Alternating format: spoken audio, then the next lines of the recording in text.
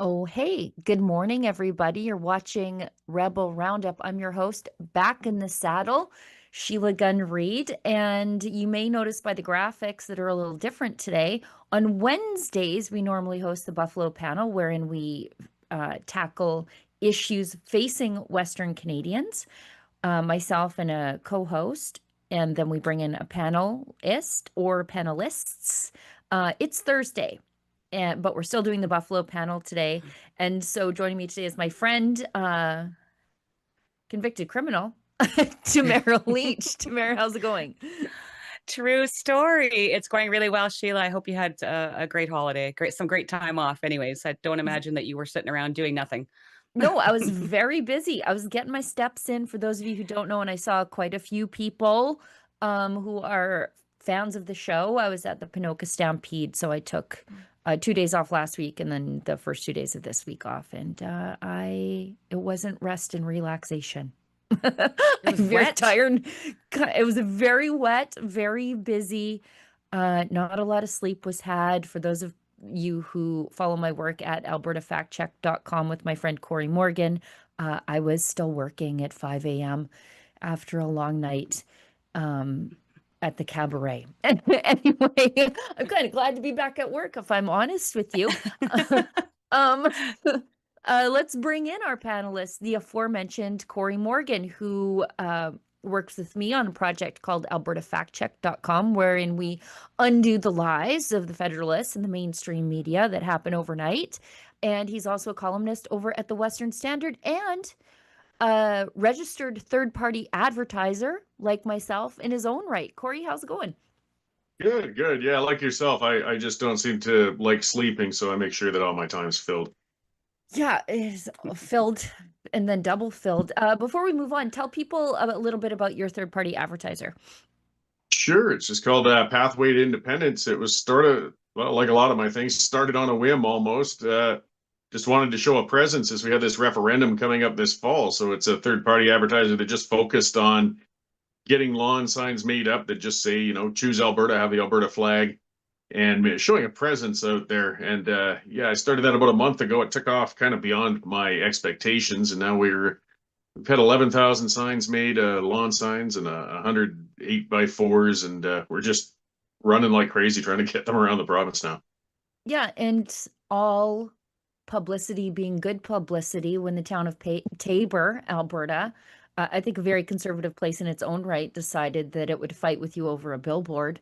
I think that Yeah. helped your third-party advertiser. Oh, I can't thank Tabor enough. I mean, we did the rally in Tabor last Sunday, anyways, and the people of Tabor are magnificent. I mean, it's a great town, but their town administration, yeah, they're a little thin-skinned and foolish. So they tried to remove our billboard, and it led to them having three billboards and me raising, I'm estimating, an extra $10,000 just due to the publicity of that battle. So thank you guys. Keep up the good work in Tabor. Let that be a lesson to conservatives. We always focus on the macro issues. We focus on provincial politics. We focus on federal politics. We're always fighting with Carney. We're always trying to fight off Naheed Nenshi, although it feels as though he's just fighting himself right now. But really, we do have to get involved in municipal politics. That's the the government that's closest to home. Municipal politics isn't just about having your garbage picked up and your pothole fixed. If we're worried about free speech in public spaces, you should worry about the free speech and public spaces in your community. And it's really easy to flip a school board or to win a council seat. Well, it's not easy, it's hard work, but it's a lot more doable than defeating a liberal in a liberal run riding. We can really make a difference at the municipal level if we actually get involved. Anybody, jump in, guys. Well, absolutely. I mean, it's got to start at home, right? And I think a lot more people, it's less overwhelming to get involved at more of a local level than it is when you start thinking about provincially or federally too. Yeah, for sure. I hope we do something about that. I mean, we're seeing in Calgary right now, Jeremy Farkas being the Mm. fun burglar getting Country Thunder canceled because of noise restrictions. Then we see the complete and total opposite thing happening in Regina with a call to prayer. These are issues that are in our community. What does Jordan Peterson say? Clean your room before you start trying to change the world. We can do something about this and at least make our communities a lot more livable if we decide to get involved. Okay. If people want to get involved in the show, by the way, you can leave a Rumble rant. That's their paid chat over there. And over at YouTube, there's a paid chat called a super chat. The reason we ask you for this is because we'll never take a penny from the government to do the work that we do around here. So we ask you for this, but we give you something in return. And that's your say. So if it's over the $5 US cutoff, we'll read it on air. If it's under that, we'll do our very best, time permitting. And if you missed the live version of the show, but you love the Buffalo panel, you can leave a paid comment called a super thanks. Okay, let's get into this. I don't know what this announcement was. Before we came on air, I was desperately looking to see what it is. Olivia or anybody behind the scenes, if you've found it, please let me know. But Carney and Eby just met moments ago to announce a multi-billion-dollar agreement, of course, ahead of Alberta's pipeline update, which should happen later on today. The BC Premier's office said the agreement is being announced Thursday and will, of course, power decades of job growth and prosperity. I don't know what this is, but it comes ahead of an announcement later on today. I don't know what the announcement will be later on today, but Premier Smith and Carney are set to speak together in Calgary at 6 Mountain on a proposed new energy infrastructure. This sounds like pipeline, but not a pipeline, to diversify Canadian exports. And then Polyev should be speaking just after we wrap up the live stream from Camrose, which is deep within the heart of his riding. And we know Eby is completely opposed to any West Coast pipeline, while allowing his people to be crushed under exploding gas prices in his province. So the pipeline announcement, which I mean, did they find a private sector proponent for this pipeline? Synovus says, good luck to you. But what I can tell you is my experience with this pipeline, not a pipeline announcement. So late yesterday night, the province of Alberta announced that they were having a press conference today on an update regarding this pipeline, not a pipeline, whatever announcement it's going to be. And they said there would be embargoed documents available to journalists so we could prepare ourselves, write our stories, ask our questions. And of course, there's an embargo agreement and we can't talk about it and blah, blah, blah. That's, for those of you not in the know, that's how the stories get written the moment the announcement drops. It's because we know what the announcement is well in advance. So I applied for those. And then by the time I should have received those embargo documents in my inbox this morning, the provincial government was delaying the announcement and canceling the embargoed press briefing to all of us. And then it looks like the PMO stepped in, took control of everything. And now the announcement's later on in the day. And even though I have applied for accreditation to attend this press conference, which is 4 hours away in Calgary, and if I do get accepted, I will go. But the chances of us being accredited by the PMO to attend this thing are little to none. So it's funny like that. I can go to any press conference I want with the provincial government. But if Mark Carney is having a joint press conference with my premier, who I've had sit-down interviews with, I can't go because I'm just too darn dangerous. Cory, Wow. what do you think about this upcoming announcement? I see Rob Anderson, who is a key advisor to the premier, saying this is going to be much bigger than just a pipeline submission, he assures us. And then he says, in cutesy Alberta language, buckle up, today's going to be a big day for our province. Well, I don't know what to expect. That's the same language I believe that Rob was using almost a year ago when they first exploded on the scene with the MOU that everybody's looked at and realized that with almost a year since that was signed, we are not an inch closer to having a pipeline to the coast than we were before it was signed. So I'm not holding a lot of high expectations. I mean, Rob plays a political role. He likes to always put a shine on things. That's his job.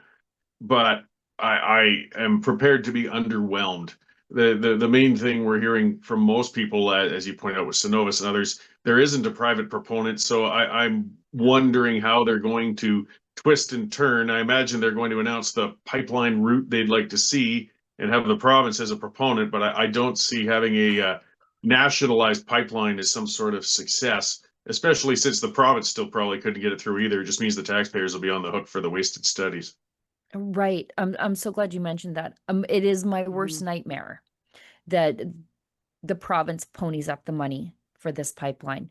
I don't want to see another Trans Mountain nightmare where an existing pipeline that has been running since the Korean War, we couldn't get that thing twinned in the existing easement of the pipeline because of obstructionist policies from the Liberals and then their collaborators in the NDP. And what was a $6 billion roughly pipeline project in the private sector, fully financed, by the way, in the private sector, was turned into a $35 billion years late boondoggle that the taxpayers are on the hook for. So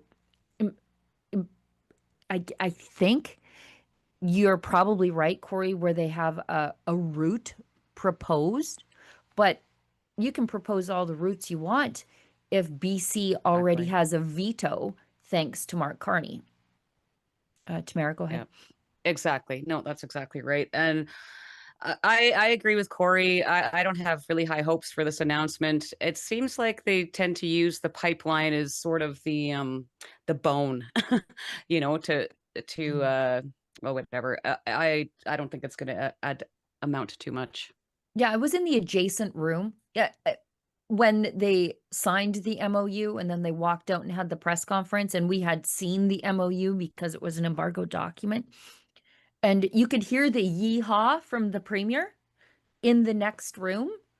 And I was like, what is this faux excitement? Did they read a different document that I read? And so maybe this is just, of course, as Cory said, Rob Anderson is political guy. It's his job to pump the tires of the government, as whatever happens today is some sort of success and movement. But I'd like to see some reality. That Bridger pipeline is going to get done before anything. I can't see with EB in power and Mark Carney in power anything getting done. Let's move ahead to Mark Carney. His remarks on the path to affordability is electrification. What year is this? By the way, he said the path to competitiveness is electrification. The path to sustainability is electrification. Let's watch this. Our answer to domestic energy affordability, security, and sustainability is the same answer as Sir Adam Beck's: to power our way to a stronger, more resilient, more independent country that works for all. Because the path to affordability is electrification. The path to competitiveness is electrification. The path to sustainability is electrification. Okay, so it's almost like Brookfield owns Westinghouse, which is fully invested in small nuclear reactors, right? Like we're just supposed to forget that it's in a blind trust, so he doesn't know that he owns Westinghouse, but he does. And so electrification, moving everything away from regular fossil fueled electricity over to small nuclear reactors, isn't going to line his pockets and that of his shareholders. We're just pretending that now, I guess so, right? Cory, go ahead. Yeah, well, I'm just wondering, he lies looking at the European models. Maybe you should ask Germany how well it worked when they went way overboard, head over heels into the green and got rid of conventional generation, and then found themselves desperately scrambling to get a liquid natural gas terminal because the wind and the solar just weren't going to cut it. As you said, this is from a decade ago. Nothing's changed. The tech hasn't changed. The demand has stayed the same. Yet he's singing Trudeau's tune. As you said, the motivation might very much be more to the blind trust that apparently he doesn't realize that it may benefit him with some of these other electric moves. I wonder how it might tie into the announcement that maybe is coming out with him and EB. I'd heard rumors that they might be looking at more hydroelectric projects in BC or something like that, but it's you know, if he's saying all of that, and then what's he going to say on the other half of the day if indeed he is trying to sound positive about a pipeline for conventional oil exports? He's just saying, talks out of each side of his mouth. Well, and the Liberals, and again, they're collaborators, co-conspirators, I should call them, in the NDP in Alberta, are the reason why we suffer from rolling brownouts in the summer and in the winter. We were trying to tell you that we need electricity, so let us have our coal for the longest time, and they didn't listen to us. And also the instability in the marketplace. Like, why would you build a natural gas powered electricity plant here in Alberta when you have the NDP here and the Liberals in Ottawa? So we ended up with a lag on our grid, so we don't have capacity. And then we end up with 800 years of coal under our feet and a wealth of natural gas, but also not enough electricity thanks to these people. So it's real rich for him to say the path to prosperity is electricity. And we're like, yeah, we know. We were saying that. You didn't listen to us. Keith Wilson, who we know him as Tamara Lich's former trucker lawyer, he also has a third-party advertiser group, and he is an advocate for Western independence. And he remarks on Mark Carney saying, Mark Carney, of all people, saying, it's time to unlock Canada's full potential as an energy superpower. Again, Albertans are like, we know. Yeah. but Thank you, Captain Obvious. Thanks. We've been saying that. Keith Wilson says, Albertans should ask the obvious question, who put the lock on? It wasn't Alberta, it was Ottawa. 3 years of anti-energy laws, delays, caps, taxes, and political hostility toward the industry that pays Canada's bills. A lock that remains locked to this day despite the bad deal pipeline. And he's right. There are a million things that Carney could have done in the last year plus that he's been in power to unlock our energy potential. He hasn't done any of them, not a single one. He brought in the Office of Major Projects, which continues to re-announce projects that were already in the works. And the majority of those projects are in other places other than Alberta, namely British Columbia and Quebec, two places that he needs to win. So I think Keith is exactly right. Tamara, go ahead. Yeah. Well, I was just going to say that Mark Carney seems to love just making announcements. He was promising, we were going to move forward and prosper at speeds not seen in generations, but it seems like the only thing that we can get done is announcements and more announcements. Right. I always bring up the skill testing question of how long did it take to build the Alaska Highway? Do you guys know the answer? No. Wasn't it 8 months or something? 8 months. 8 months through like undiscovered, uncharted land, vicious cold winters. And it was just a political will and an absolute emergent need. And it was able to be done.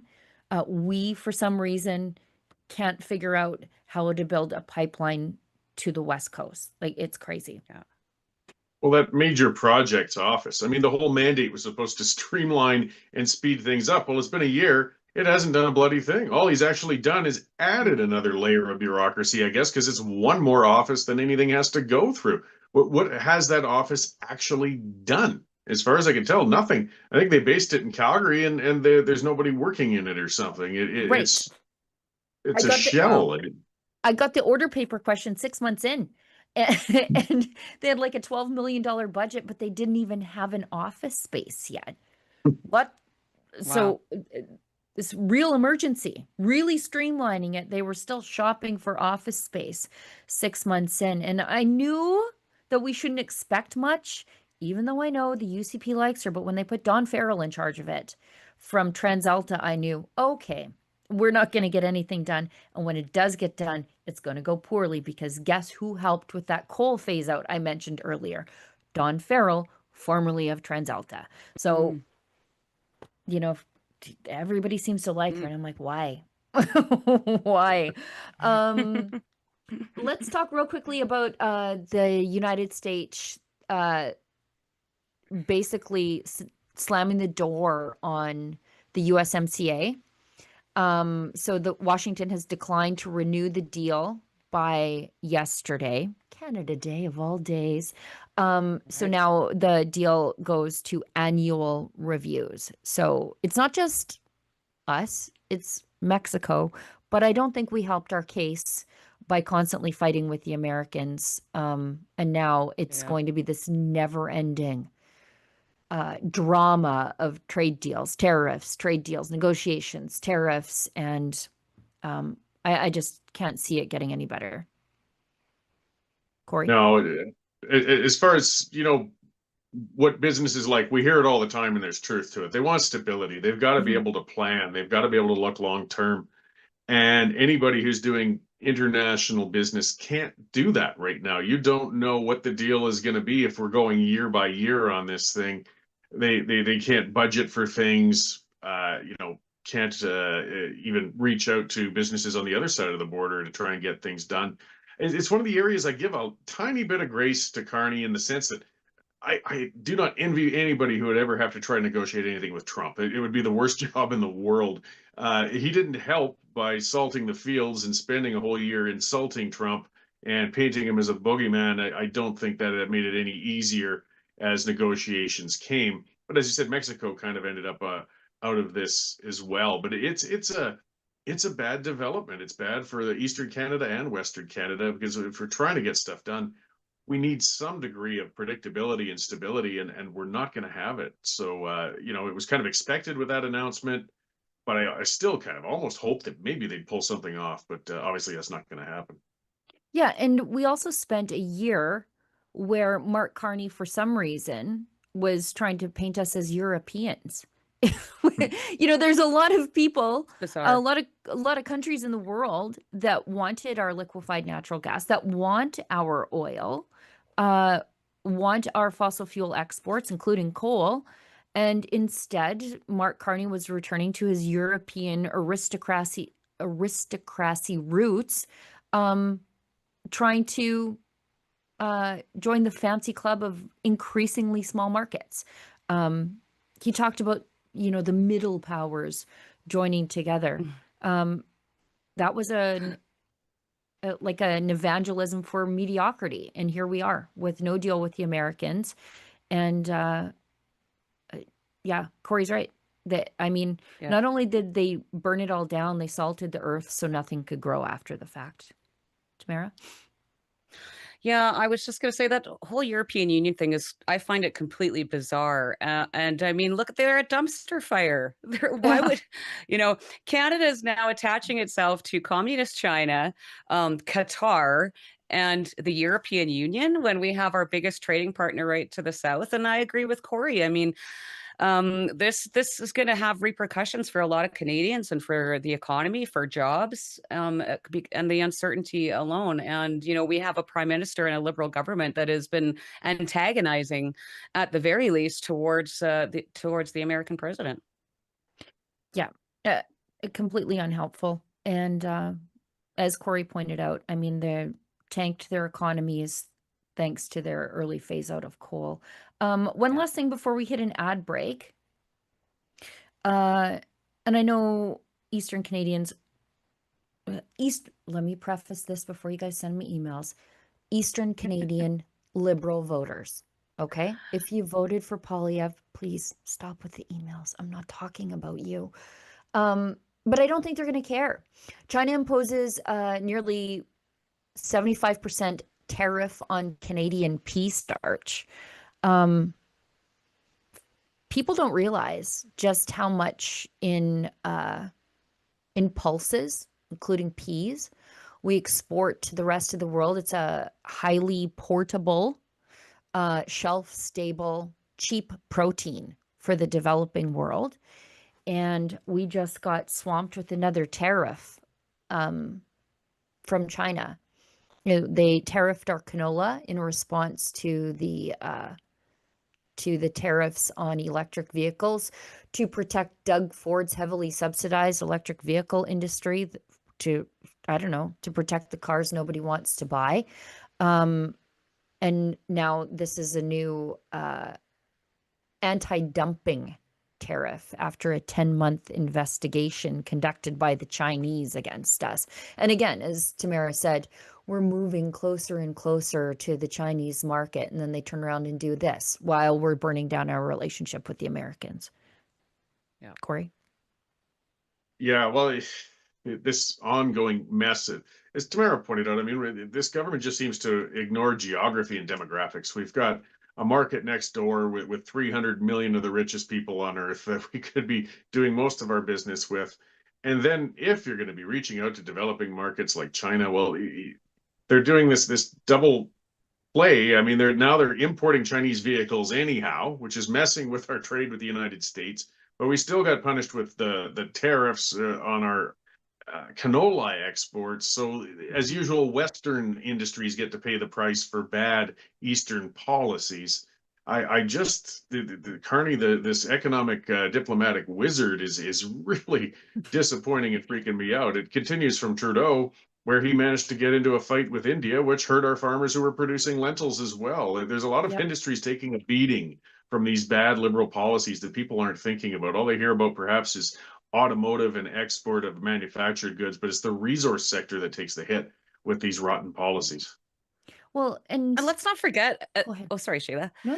As far as the Americans go, and the relationship that Canada has with the Americans, I mean, this literally started because President Trump said, "Could you kindly secure your borders and stop the drugs from coming into our country?" Yeah. And here we are a year later, dealing with this. I'd like to put an APB out on our fentanyl czar. Remember that guy? Yeah, Whatever right. did happen? Yeah. I remember I don't know. something about him, but I don't know what he does for a living. And as And the Black Hawk helicopters, remember they Right. rented some Black Hawk helicopters for a few Right. weeks? I think it was all just for show, really. And as my friend Lise likes to point out, the canola industry is substantially larger than the steel industry.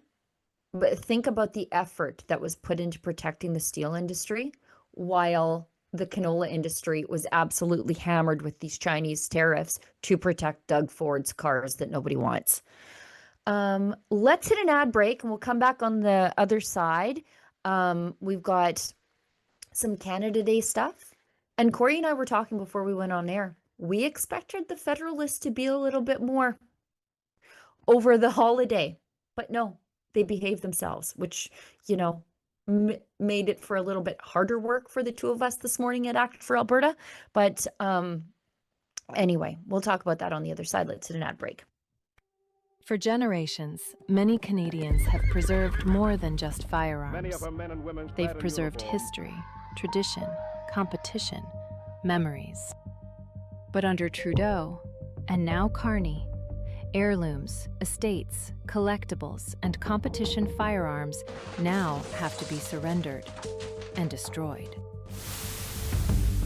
While violent gun criminals get pass after pass, openly ignoring any legislation, lawful gun owners are trapped in an increasingly unfair legal system. But we can help. Canada's National Firearms Association's Save Firearms program offers the legal pathway to preserve what matters, while we work towards a political solution. Don't let yours be next.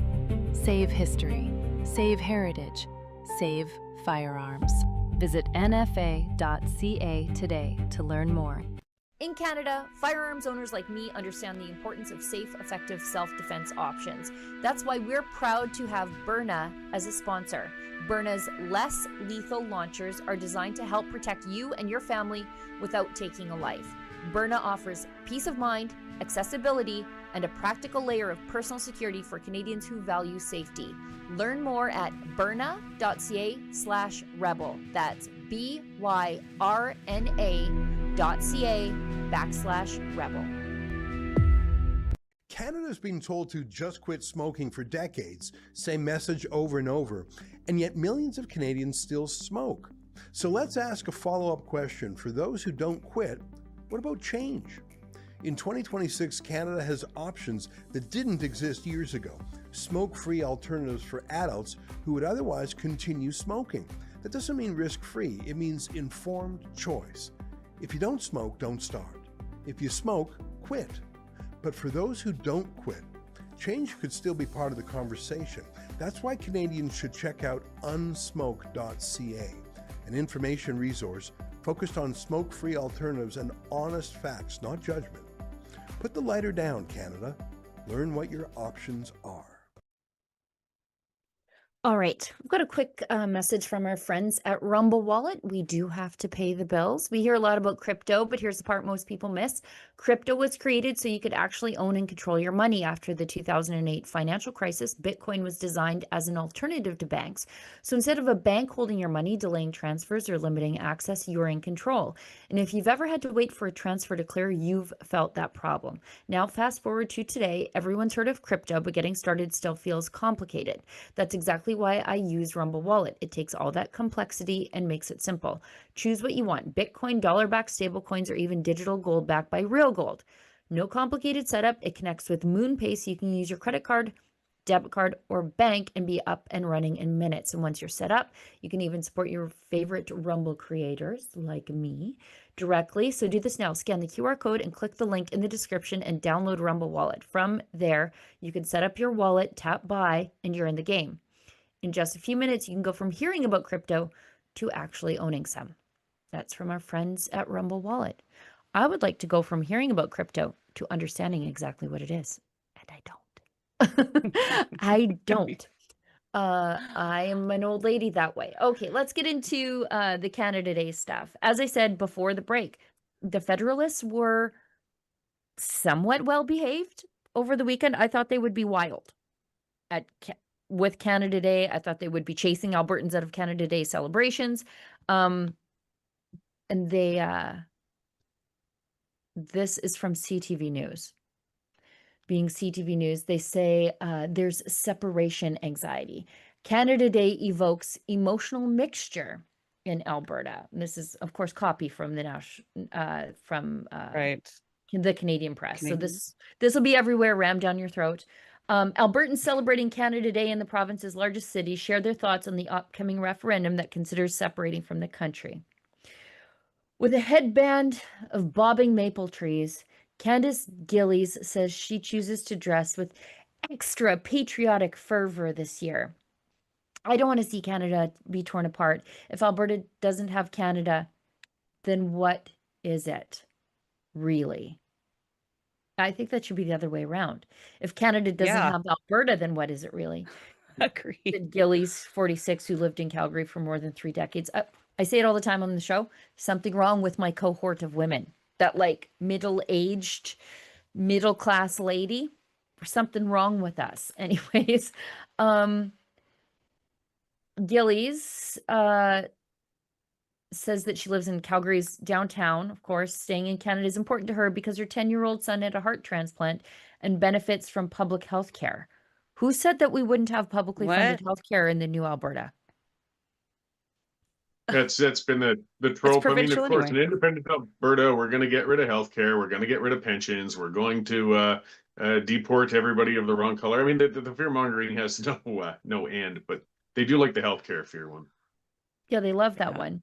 So they talked to Yeah. one normal person who I don't think is representative of, I mean, whatever. They talked to one lady in downtown Calgary who wants to stay. And then in this article, they talked to Keith, and then they talked to Thomas Lukazik.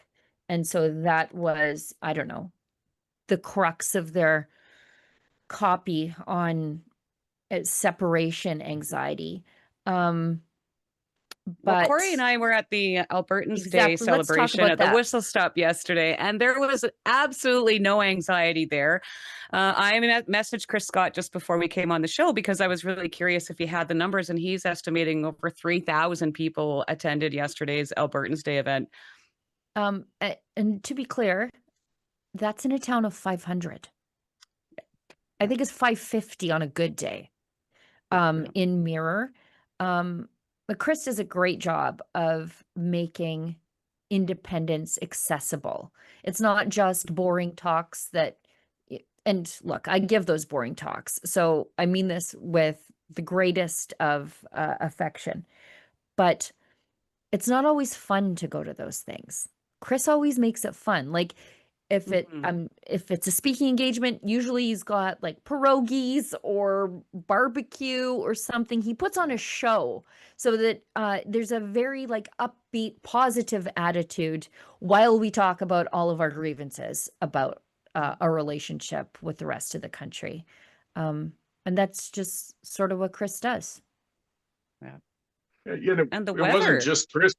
Yeah. Go ahead. Go ahead, Cory. Oh, so I was about to say it wasn't just Chris, but the atmosphere of positivity was fantastic. I mean, Chris sets the stage for that, but this was a festival. This wasn't a bunch of, as you know, they like to be portrayed, angry Albertan separatists and, you know, griping and waving their fists and, you know, threatening to, you know, behind, you know, to do crazy actions or anything. It was a group of people just really having a good time and celebrating Alberta. They weren't there to curse about Canada or even curse about the Prime Minister. It was just an upbeat event all around. And I say that reflects a lot of the movement that this gets mischaracterized as an angry bunch. The anger we're seeing typically doesn't come from the people with the blue flags these days. No, and speaking of blue flags, our friend John Tompkinson has started a third-party advertiser, a TPA, you'll hear it referred to. It's called United Alberta Flags. He's got this little float. He puts it in all of the parades that he can get to, and he just is giving out flags. That's what he does. He wants to paint the province blue, and I'm seeing him everywhere. He just got this idea. I saw him at the Sundry replacement parade after the rodeo people decided that having a pro-Alberta float was too political, even though it's, I mean, we're in Alberta and rodeos are a provincial sport. But anyway, I love what he's doing, where it's, I guess technically it might be political, but what is political about our flag? And, you know, you just see so much of that from the independent side, a lot of hope and a lot of optimism for what this province could be. And you see the mainstream media paint it as angry and disgruntled group of bitter, disaffected, middle-aged white men. And it's just not the case. I will show you what is the case, though, from the other side. Olivia, can you bring up this video of this man? An Alberta man was attacked and shoved into traffic in downtown Edmonton, damn near run over. I think maybe the car might have even clipped him. I think it did. Yeah, let's watch this. So he's just down there waving his flag. He's not saying anything. He's not doing anything. This guy approaches him in the median, wrestles the flag from him violently, and flings him into traffic. And he did. I think he did get nicked by the car. I mean, he wasn't run over. But like, what in God's name have the other side reduced themselves to? If I saw Thomas Lukaszuk walking down the street with a Canadian flag, I couldn't be bothered to talk to the man. You know what I mean? Like, I just don't, who cares, right? But this is how they react to seeing a guy waving an Alberta flag on a hockey stick, like with violence. Looks like he's going to swing and hit him with the flag. Not even like, oh my God, are you okay? I didn't mean to fling you in traffic. Brandishes the flag at him like it's a bat. Yeah. That's horrifying. Absolutely horrifying. And, you know, it gives me flashbacks to the Freedom Convoy because they did the same thing to our flag, to the Canadian flag. Right. I mean, pardon me, you know, we flew the flag. Canadians were so proud of it. They flew it over the overpasses, along the highways, and then pretty soon it was completely vilified. And we're seeing the exact same thing happening out here in Alberta with the Alberta flag also. And the cancellation of the Sundry parade is a prime example. It's go ahead. Well, just that incident in Edmonton. I mean, hopefully it serves as a wake-up call to some of the people getting too hyped up, though. I mean, as we can see, that was just inches away from being far more tragic. Yeah. I mean, it really could have been a loss of life. I'll give a little bit of benefit of the doubt that the jerk who grabbed the flag and shoved him didn't have the intent to potentially kill a guy, but that was what the potential outcome of it was. And just, you know, think a little harder, guys. So, you know, the anger, again, I just get astounded by. And you know, look at that. I think Federalists should look at it, or even some of the people who get a little too worked up on the independent side. your actions could lead to something really, really terrible. Yeah. The other thing, of course, we didn't see that clip anywhere, of course, on legacy media. It's only going through social media. This should be something that everybody should be seeing on their screens and be reminded how bad things can get if somebody goes over the edge. Yeah. Well, especially because if it was the opposite, it would be all over. It would be all over Oh, yeah. legacy media. Oh, yeah. For sure. Absolutely. And yeah, as Cory said, I hope everybody on both sides keeps in mind, like, take the temperatures down a little bit, and especially for the independent side. As Tamara just pointed out, if you do something, if you just get a little bit too angry, raise your voice a little bit too much, that's going to be the story. I know it's not fair that they can fling you into traffic and it doesn't end up on the legacy media. And that if you raise your voice, all of a sudden you're going to be the bad guy. But that's the playing field. And so govern yourself accordingly. I know this wasn't on the list of things to talk about, but I want to talk about this because for a time, this was my MLA. They have trotted out, by they, I mean the Federalists, the vote to stay people. That's the Solberg operation. They have trotted out former Premier Ed Stelmach. And I don't know. I don't know if Alison Redford was unavailable, but and I think they're making an effort to appeal to rural Albertans like me. But this falls real flat when you realize who and what Ed Stelmach actually was. Nice enough guy. Shouldn't have been premier, but let's watch their latest appeal to rural Albertans who are overwhelmingly separatist. Hi everyone, Ed Stelmach here. I had the honor of serving Albertans as premier, but I spent most of my life as a farmer here by Lamont.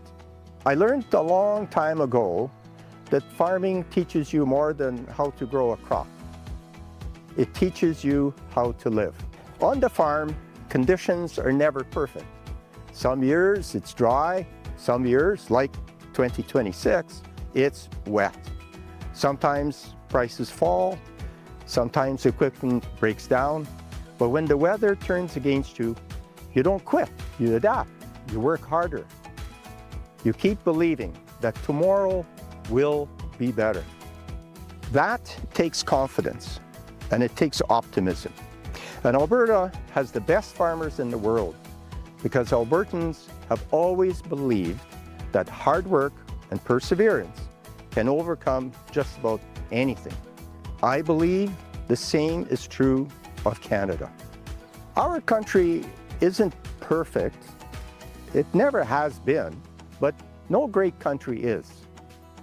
The answer isn't to walk away. The answer is to roll up our sleeves and make it better. Together, Canadians fought for freedom in 2 world wars. We gave the world insulin, a discovery that saved millions of lives. Albertans helped unlock the incredible potential of the oil sands, creating jobs and prosperity for generations. And when families have fled war, including hundreds of thousands of Ukrainians who found safety in Canada, with many making Alberta their new home, we opened our doors because that's who we are. I am proud to be an Albertan. And I believe this is the greatest province in the greatest country in the world. Like farming, building a country takes patience, resilience, and faith in one another. Those are values Albertans have always had in abundance. If you agree, please visit votetostay.ca, pledge your vote, and when the time comes, please vote. Thank you. Happy Canada Day. You can say it in as an front of afterthought. yeah, That's you can hilarious. say, you can say it in front of grain bins, but it doesn't. This won't convince rural Albertans. You know, even the message is kind of, well, it's pathetic, really. You can't control the weather. Yeah, we can't control the weather. I'm a farmer. I'm dealing with flooding. Like, it's crazy. But you know who I can control is who controls me come October 19th. Like that is one thing that we can take control of. We can wrestle it away. There's something very different than the weather and the certainty of taking control of your own future. And then he says, you know, we just got to work harder. Brother, we have been working harder. We cannot outwork the liberal obstructionism. I don't know. I mean, they're trying to talk to rural Albertans. I got to give them credit for that, but I'd rather listen to the disembodied ghost of Don Getty than that guy. He's the guy who changed the law preventing deficit spending to bring in at the time the single greatest deficit at the time that Albertans had ever seen, thus normalizing deficit spending one more time for who? The horrors of the NDP. So I honestly, he's a nice enough guy. I wish him well as in his post-political farming retirement, but please go away, good sir, and enjoy your grandchildren. I don't want to hear from you. Cory, go ahead. Well, that's it. I mean, good old special ed. We haven't seen him in over 10 years. I mean, among politicians I was happy to find out he was still alive, honestly. Yeah, they typically, you know, you see them popping up and so on. He just went back to farming, and hey, good for you. You have your career, but that there was a reason he went into obscurity, because he marked the beginning of the end of a 40-year legacy of the Progressive Conservative Party. He was a terrible premier, as you said, maybe a nice guy, but we were not looking for nice guys right now. And you'd think if with the effort they put into that, the copy they wrote him, you know, well, the sun shines and the water is wet. Well, that's all fine and dandy, Ed. Right. But Ottawa continues to screw us, and that's what we're kind of concerned about. Giving that motherhood and apple pie thing of how Albertans don't take it and we do work hard and we do push forward. Well, we also know the greatest threat we have right now isn't coming from the sky or from the clouds. It's coming from Ottawa. And we're going to push back against that threat. So, I mean, if that's the best ads that the Solbergs can come up with, well, carry on. I'm looking forward to the campaign. I found it particularly charming to hear that Lamont micro accent again. As someone who lives just up the road, I know that Lamont micro accent. Now, I enjoy it. It's the accent of the farm auctions, but I don't want to hear it giving me political advice. I really don't. Just go away. Go enjoy your dog, your time in the combine. Just go away. Just a little note of trivia. For a short time, Stephen Carter worked for the Wildrose Party when we were in opposition, and he got fired because he was making fun of Ed Stelmach's accent. How dare he? So that's my favorite thing about him. Yeah. So the most endearing part, but Mr. Carter found that offensive, and that landed him unemployed for a time. Good. I wish he'd stayed unemployed. It is, of course, Stampede season, rodeo season upon us. And so you know what that means? NDPers with their hats on backwards. I noticed this one. Everywhere. I noticed this one. It was from Dr. Luann Metz. And she says, she's channeling her best Albertan. And she said, the separatist movement has powerful backers. Our campaign is powered by people just like you. And so she's having conversations with people all around Alberta. She, of course, is the MLA for Calgary Varsity. She's a neurologist, but she doesn't know which side of her head that hat goes on. And she's a medical researcher. And it's endless. You know, why don't they give the NDPers like a hat with a label that says front and back on it? You know, the wider part goes to the back. They always get it wrong. Notley did it too when she was premier. My culture is not your costume, lady. Just stop it. I'm sure Justin had an R and an L on the insides of his shoes to make sure he could get them right in the mornings. The similar sort of thing could be done with these hats. And I got to admit, look, I am not a cowboy type myself. No. I'm a born and raised Albertan, but I grew up in Banff, not exactly cowboy country. And I do the annual cosplay and I put the hat on. But boy, just to avoid being one of them, I triple check that sucker before I put it on my head. I'm not going to be seen with it on backwards. You'd think these guys would have learned that by now. Yeah. Get a different crown. Get a point, like a different pinch so you know what's the front and the Yeah. back, but they just don't. Yeah. And Oh, interesting about her tweet, you know, how again they're villainizing the dirty separatists. I keep mhm. saying separatist is the new anti-vax, if you will. You know, these dirty separatists have very powerful backers. There's so much fear mongering going on here that it's just sad and pathetic. Cory, do you have sinister backers at your third-party advertiser? I haven't seen any rubles coming in yet, or shekels, but you know, the possibility is always there. But no nefarious millionaires have pumped any money into my account yet. I would It's take some always money the from a Russians, don't you nefarious know? millionaire. Yeah. Whatever gets those lawn signs out. You know, just for you know, self-serving plug though, as I've said in other interviews, I've been astounded since I started this TPA. We're over $100,000 in fundraising now out of this thing that I meant to raise just a few thousand with.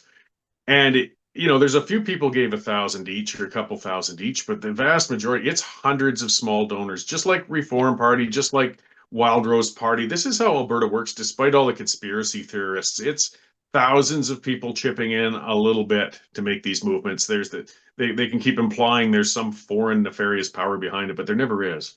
Yeah, you know, they say the same thing about us. Like, who funds Rebel News? Everybody. Like, quite literally everybody. We don't have any big backers that we're beholden to. Like, the average donation is like $60 or less. Like, that's, you know, keeps you honest. Keeps you honest that way. Before we wrap the show, there's a couple of things I want to talk about. Maybe just one. Yeah, maybe just one, time permitting. And the reason I want to talk about this is it's so different than what we're used to.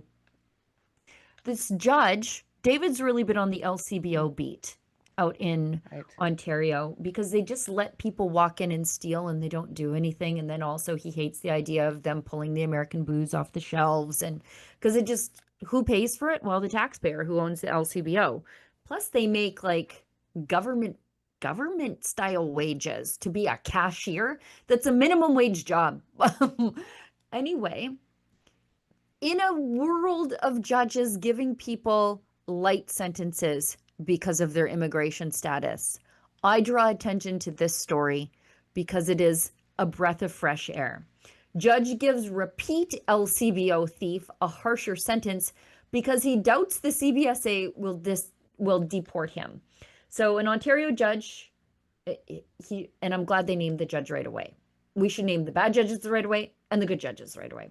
An Ontario judge says he has no confidence in the CBSA to deport a repeat LCBO thief despite a standing order to remove him. Justice Michael K. Wendell said the removal order had stood since 2022, and yet the CBSA never acted on it. He said, ultimately, I have no confidence that the CBSA will actually deport Manjeet Singh. To put bluntly, a deportation order has been in place for nearly 4 years. During that time, he has been in custody on serious criminal charges under which CBSA could have readily located and removed him, yet no action has been taken. So he already served 45 days in custody in 2024 and more than 5 months in 2025 on charges including robbery, theft over $5,000, and yet he was not removed. So Wendell rejected a 90-day sentence the Crown and defense had jointly proposed for Singh and imposed 12 months instead, roughly 4 times as long. The deal had rested on the expectation that Singh, who is in Canada without status, that should say illegally, would be deported once he served his sentence. So the judge said, I don't think he's going to get deported, so I'm going to hold him for 12 months on this. And I just thought, finally, like finally a judge who's had it with the failure to deport these recidivist criminal foreign nationals who have no business being in our country. What a relief compared to them saying, oh, if I actually convict you of sexual assault or beating your wife or whatever, you'll get deported or it'll affect your immigration claims. So I'm just going to put you down as mischief. And you get out of here, you big lug, and try to behave yourself. Not even mischief. If it was mischief, they'd be in way more trouble. Well, you would. Yeah, that's right. Yeah, exactly. Yeah. So, yeah, this is a good news, Judge. Justice Wendell. No, It is refreshing to hear one speak up. I hope it encourages others. I mean, there's got to be some that get tired of seeing the same faces coming and going. I know we see a lot of rotten liberal appointed judges and activist judges, but I like to imagine a number of them took the role on with some ideals and wanting to make the world a bit of a safer, better place. So, yeah, good on this guy, and I'm glad you brought him up because we spend a lot of time crapping all the bad ones. They give us lots to work with, but the good ones should be applauded when they surface. For sure. Mhm. Must be tough on you, Tamara, seeing all these foreign national criminals getting slaps on the wrists while the Crown is appealing your sentence. Yes, we just got those documents a few days ago. So yeah, it does get a little bit frustrating for sure, especially knowing, that these guys are. I mean, here's a repeat offender. I've never broken the law in my entire life, and they're still trying to put Chris Barber and myself in jail. They definitely want those intimidation charges to stick because I am very scary. And so they're appealing those too. So it looks like right as soon as I'm done serving my sentence in January, that we're going to be heading straight back to court to start the appeals process sometime in February. So yeah, I'll be back in Ottawa in 2027 a few times, I highly suspect. Wow. Dutifully serving your sentence, meeting all your requirements, and then some. I know you volunteer over and above what was court ordered for you all the time. And yet they're going to launch this very expensive appeal to get their pound of flesh out of you. Just despicable. Okay, we only had Cory for the hour, so we have to wrap the show. I've got one chat we'll get to. It's from iGrocket, $10, just some nefarious US dollars for Sheila. Because can't. Thank you. Yeah. You're being funded by the Americans. Yes. Pernicious Americans. Glad to have it. And that's $10 US, so that's like 14 Canadian pesos. So good for us. Before we let you go, Cory, how do people find your work and support your third-party advertiser group? Well, the third-party advertiser group, and honest, it's just because I didn't expect it to take off. You can find it at corymorgan.com, but it is called Pathway to Independence. And for finding my other work, well, yeah, Alberta Fact Check or westernstandard.news. Excellent. And Cory is the guest on the Gunn show this week, which didn't air on Wednesday because Wednesday was a holiday. So I've never missed a show in 10 years, and I'm almost 11 years. I'm not going to start now. So I'm going to have Cory on the show to discuss our work and some of his great work advancing ideas of Western independence. Got one more chat before we go. It's from The Real Don 1969, gives us $50 and says, "Look who's back again." Well, it's Don and his generosity. So thank you very much. We'll let everybody go. Tamara, thanks for co-hosting with me today. Cory, I guess I'll talk to you at 5 a.m. tomorrow morning.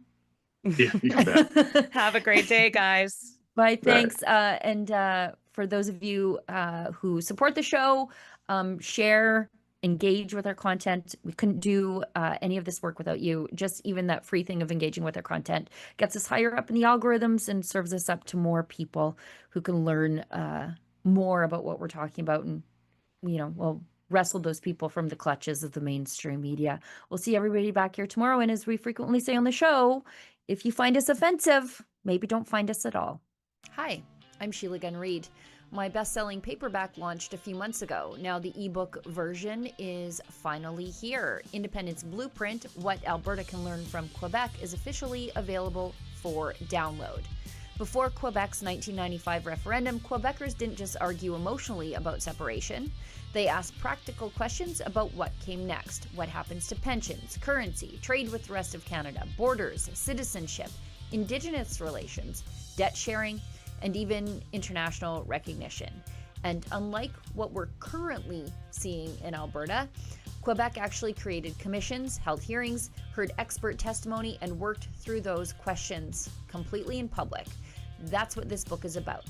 Independence Blueprint digs into the serious groundwork Quebec did before its referendum and explores what Alberta can learn from that process today, whether you support independence, greater autonomy, or simply want to understand where this conversation is headed. Because if Alberta is going to have this debate, and we are, it should be an informed one, not just whatever panic-driven talking points the CBC throws together to terrorize you over the dinner hour. Download the ebook today at independenceblueprint.com.